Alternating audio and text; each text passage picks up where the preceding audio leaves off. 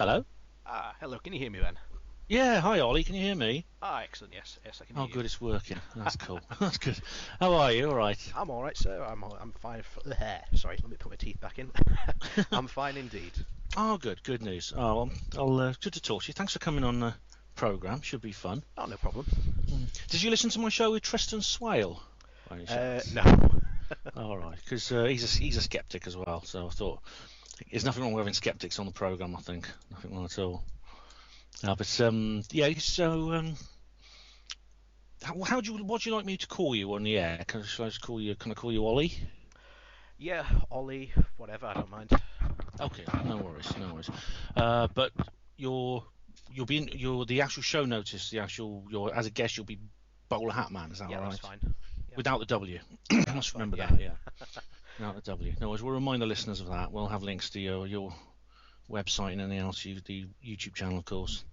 What else? That's cool. So I just call you Ollie and say Bowler Hat Man. No worries.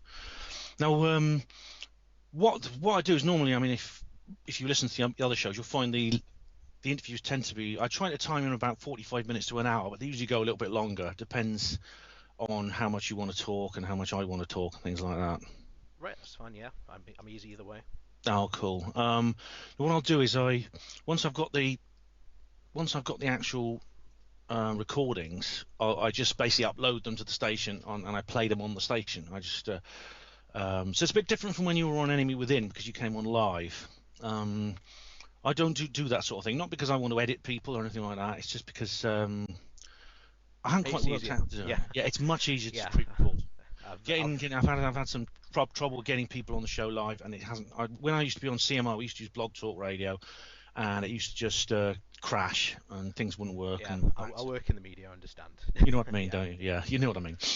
Yeah. So that's why I pre-record. And obviously, I'm not going to edit anything you say. It'll all go in as we record it. I can guarantee. Another feature of Spreaker, of all these various stations, is that these platforms, the recordings, there's a limit on. Well, I don't know if it's actually the case with Spreaker, but it might be. What I'll do is after we've been talking for about maybe quarter of an hour, 20 minutes or so, maybe a bit longer, I'll stop recording and save the file on my recording device. Righto. Okay.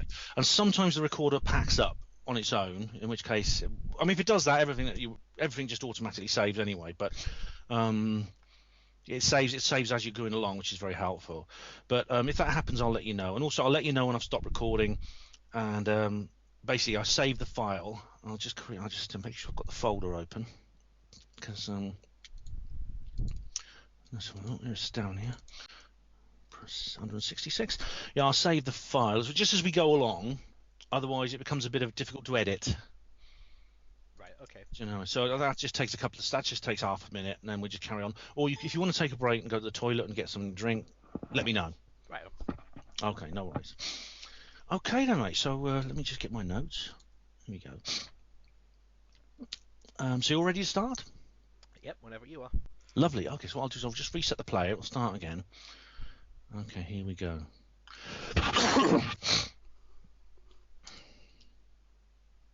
Oh, so ladies and gentlemen, listens to the HPANWO show on HPANWO Radio. We have a chap called Oliver, but you know him as the Bowler Hat Man. So, Ollie, can I call you Ollie? Yep, that's fine, Ben. Fine by me. Lovely, but you're known online as the Bowler Hat Man, and we want to make sure if you do a search for Bowler Hat Man, do remember the bowler hat is spelt without the W. Yeah. So why is that? Well, originally back in the dark ages of YouTube, when it first began, I wanted the name Bowler Hat Man, and because I wear a bowler hat basically. And when I originally went for it, the name was taken. So heart despondent as I was, I lost the W, and it's just stuck since then. Oh, not to worry, that's good. So as long as everyone knows that, there's not an exciting story behind it, unfortunately. No worries. Is your microphone at its highest? Is it at a full volume by any chance? Because you're a little bit quiet. Any chance you could turn the volume up? Is that better? If I Oh, that's better. Yeah, that's great. No problem. That's no problem. So, Bowler Hat Man, Ollie, welcome to the show. Now, you and I have some pretty different views, I know, and But we should have a productive conversation, and a bit of controversy actually makes the program more popular, I find. Yeah, I've like I say, one thing I think before we start, I always say discourse is good. Yes, If you want to disagree with me, I'm perfectly fine and happy with that. I am all full, and I'm sure we'll get to this later on. I am full for people making statements, so long as they can back up those statements with, the evidence to support what they're saying. And absolutely. and as we're going to be sure discussing later, that is my key issue with a lot of the people that we'll probably end up talking about. Yeah, certainly. I mean, obviously, if I say something you disagree with, then challenge me, to see if I can. We've toed and froed it a bit before, haven't we, in the comments boxes? So Oh yeah. I'm sure you're familiar with my style and what I say. So that's something. It's the first time I've spoken to you, but we are familiar with each other. Yeah. So you have firstly what's the JCI? Is that anything to do with skepticism? No. It's Junior Chamber International. Right. It's sort of an international organisation. I'm actually in Japan a couple of weeks ago for the World Conference Oh, nice. back there. So yeah.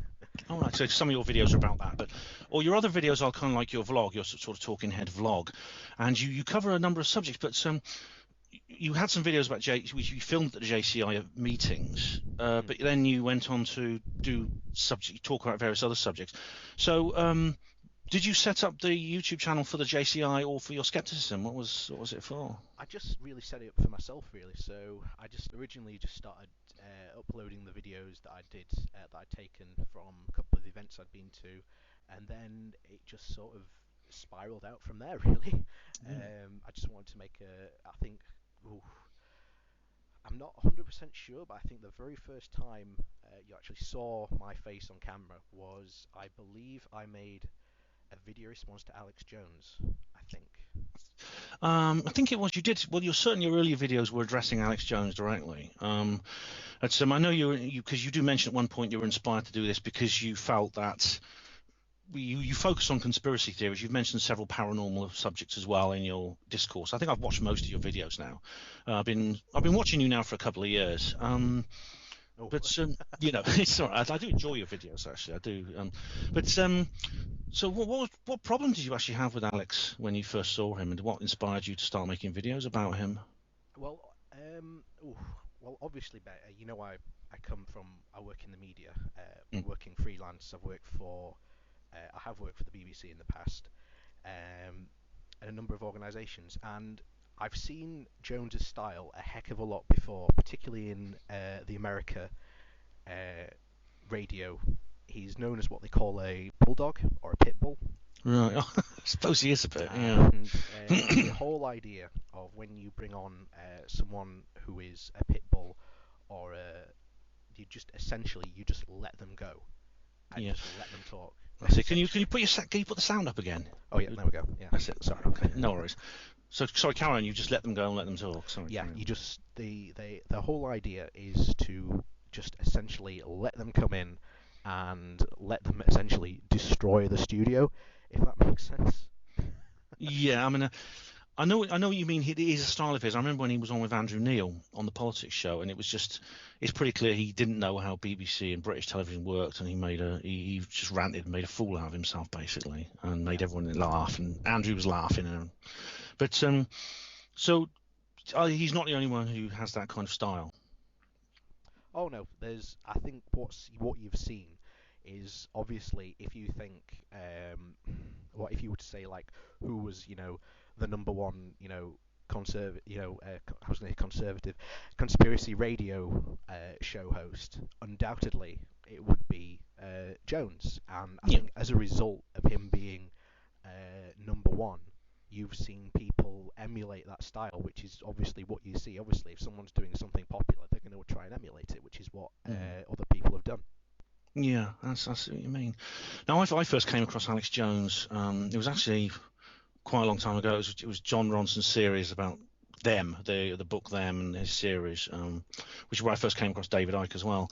But I mean, in terms of the information Jones puts out. I mean, I have my differences with him certainly, but you made a video about the Bilderberg Group. Now, this was something I was involved with because I actually went to the Bilderberg Fringe Festival because the Bilderberg Group obviously is this secret meeting, or not so secret in your opinion.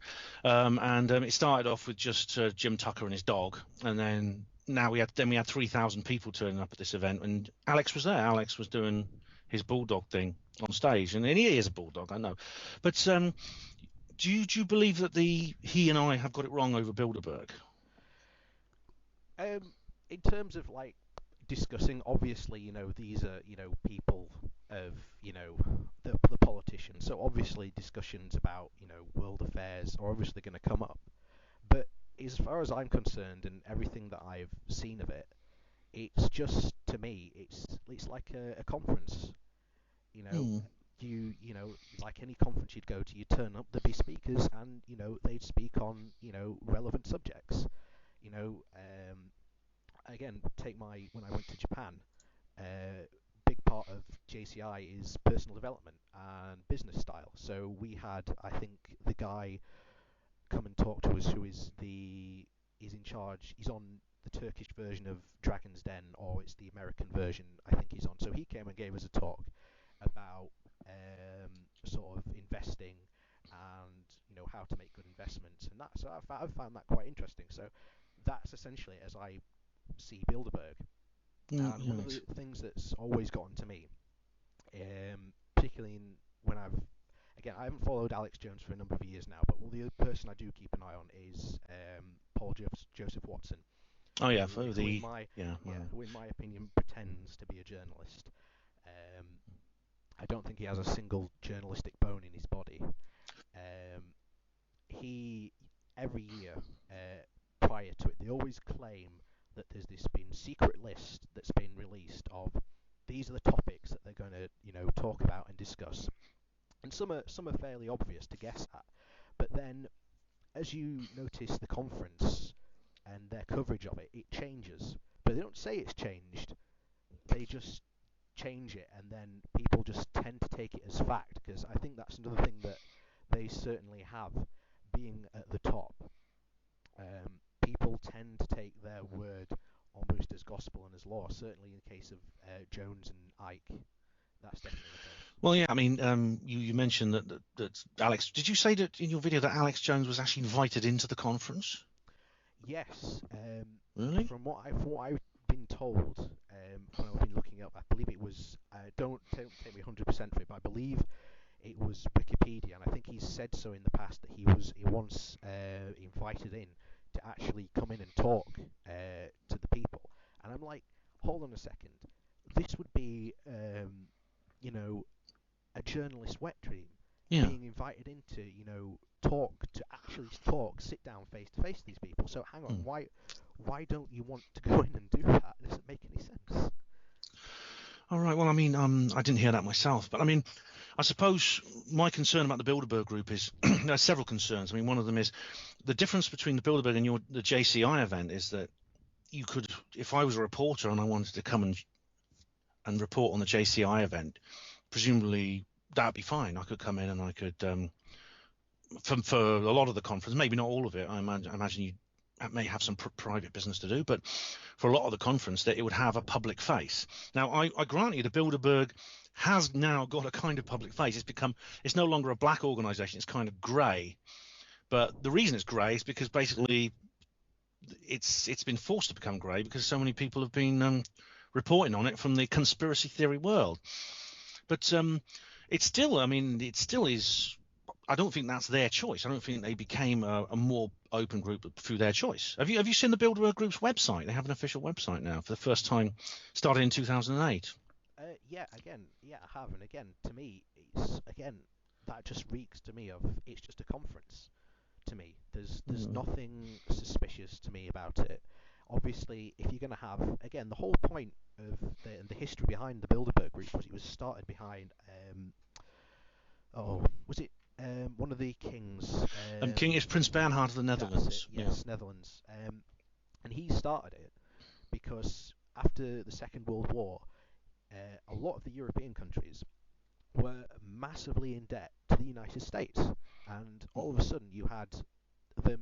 start to slowly shift towards the Soviet Union, particularly the UK. And Hello, Ollie. oh yeah, Oh, sorry. yep. Let me just say that. Sorry. I just stopped the recorder. Yeah, we went all quiet. Where are we? I think it's this one. Should we just get the right file? Oh, hang on. Where's my other earphones?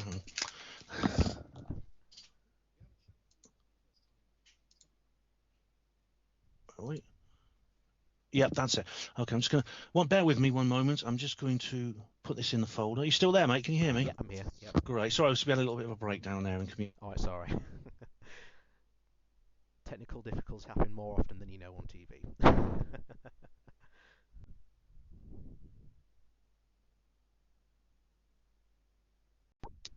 Hello? Oh, we're back.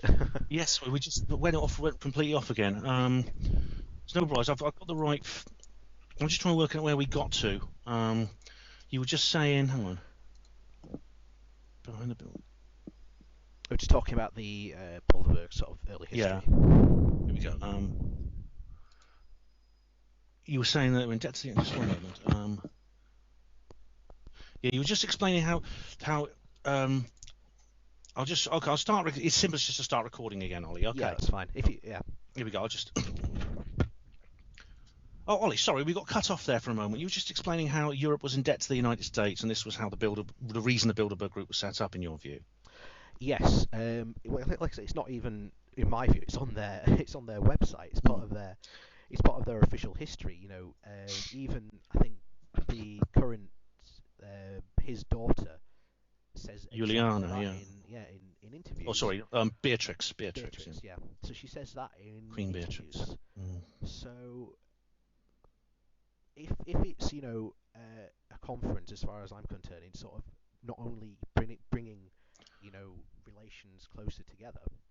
I mean, I'm very much a person that says I think we need to bring the EU together and make it essentially a super state.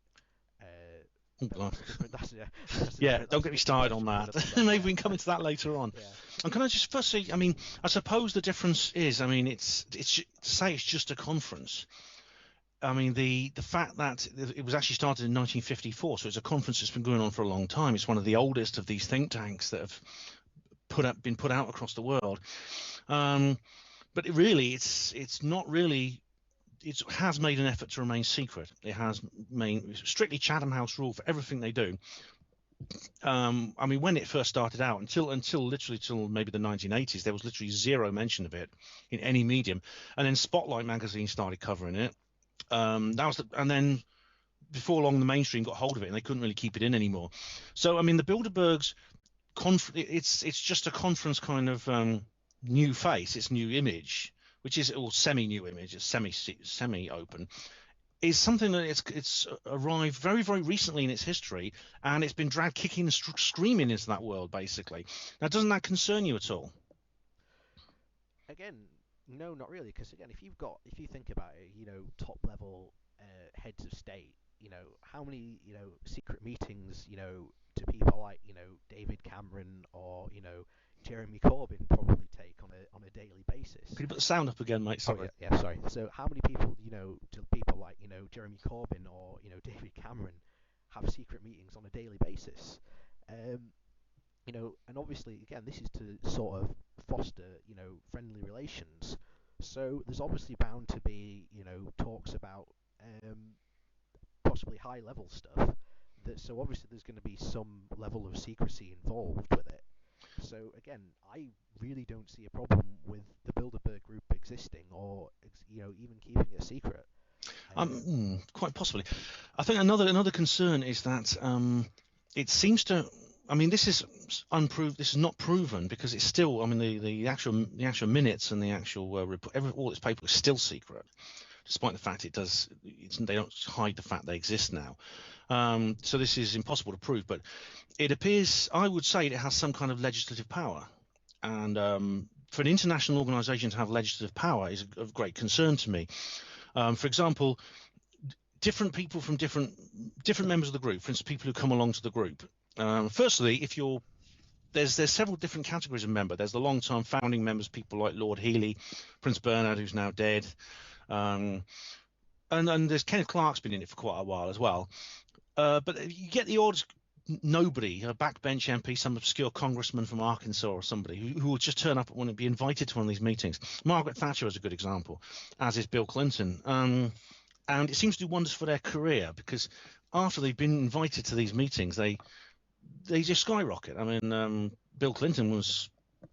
I mean, if he's into his background, his run for president from being nobody to being president was quite short, and it did come after his initiation into the Bilderberg Group, or his presence at the Bilderberg Group, which was recorded by Spotlight.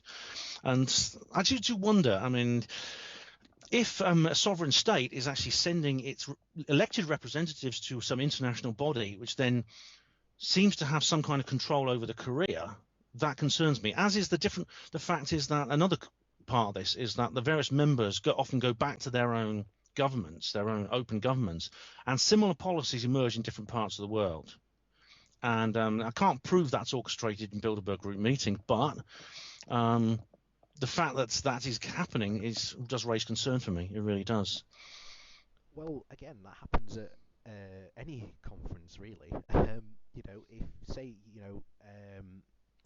what? So you work at a hospital. I used to. Used to, yeah. So obviously, if you go to a conference on hospital and it's about your job, and you say you come back, and you come out and you say, I saw this at this conference. Look how good this guy did it.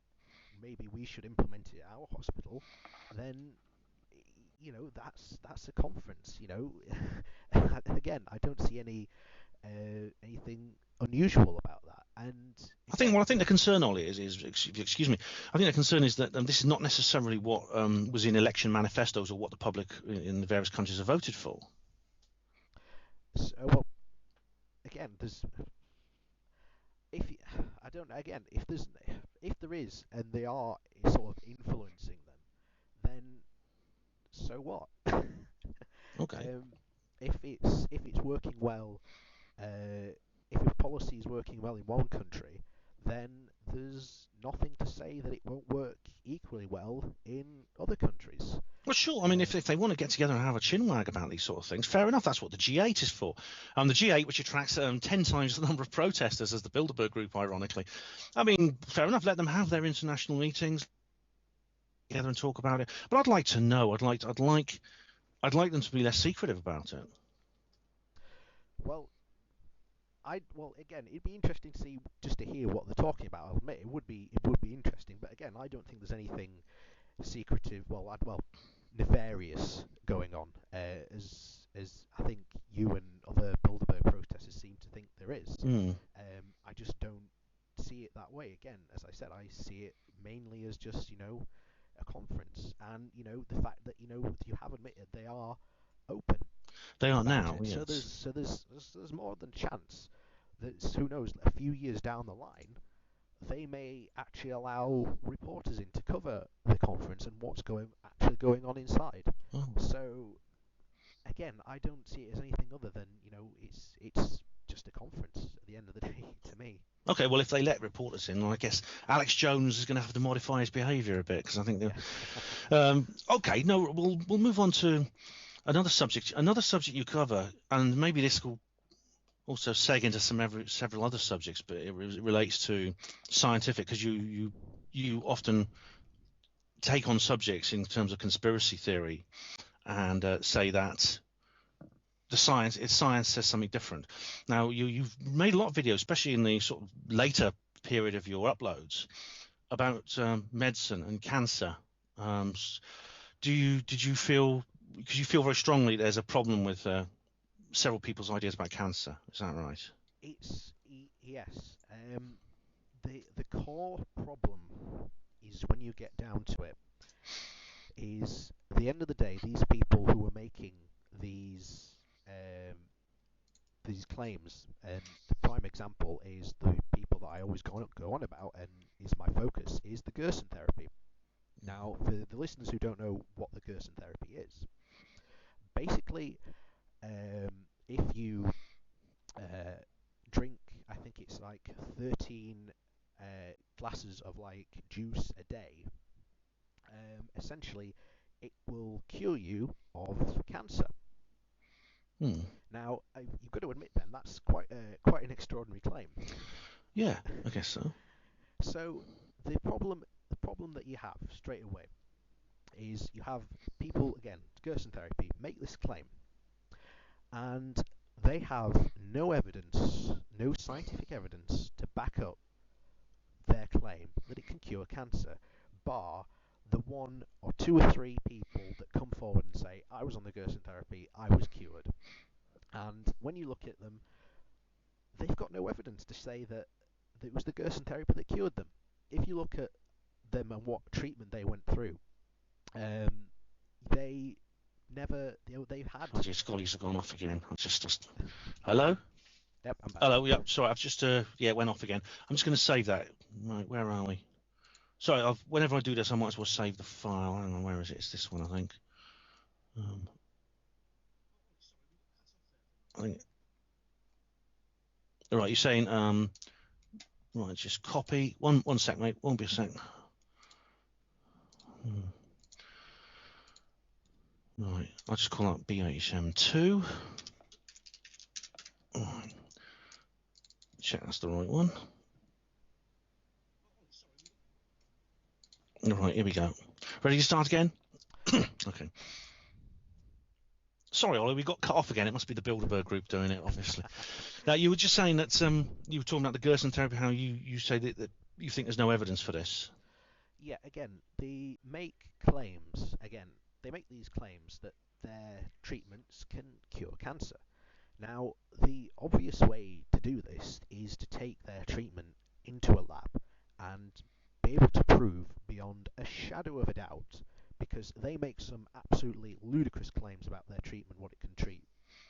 They claim that it can cure AIDS as well as a number of other various ailments. But Right. this comes to the core of, they are, at the end of the day, they're conning really desperate people who, again, when people, Can you put the sound up a bit, Ollie? yeah, Sorry. sorry, when people hear the word cancer, a lot of the time they instantly think that, oh God, I'm going to die. Yeah. And that, in many people, sets off huge alarm bells. And one of the things is, I very often think, and I've had it experience myself, where I don't think doctors can often be compassionate as they could be when explaining these situations. Mm. I think that's something that I think doctors need a lot more training in, but they do get training in it. I just don't think that very often they're good enough almost to deliver that, that horrible news. And in fact, a good example, an absolutely brilliant example, is I've just had a guy on comment on my Dark Side of Gerson Therapy video. His mother has just got, I can't remember what type of cancer it is. I think it might be throat. I can't remember what type of cancer it is, but he's immediately worried about the side effects of chemotherapy and things like that. And if you've ever seen anyone go through chemotherapy, I'll admit it is quite shocking and Yeah. terrifying. I have. I remember the oncology wards and the state of people there. Yeah. Yeah, and these these natural therapy believers are adamant that it's chemotherapy that kills people, and that's not the case. You look at a guy called Chris Walk, who runs a website called Chris Beat Cancer. His story is an absolute fabrication of how he survived cancer. He says that he had cancer, and that the doctors said, okay, what we're going to do is we're going to cut the cancer out because we can, and just in case, we're going to give you a adjunctive chemotherapy to make sure that we've got pretty much everything we can out of it. And this would, for him, give him a 66% chance of survival, which is pretty good Yeah. for his cancer. Now, What he went on to do was he refused the chemotherapy. And according to, I think it's Orca from Science Blogs, Orca said that his chance of survival got cut down to something like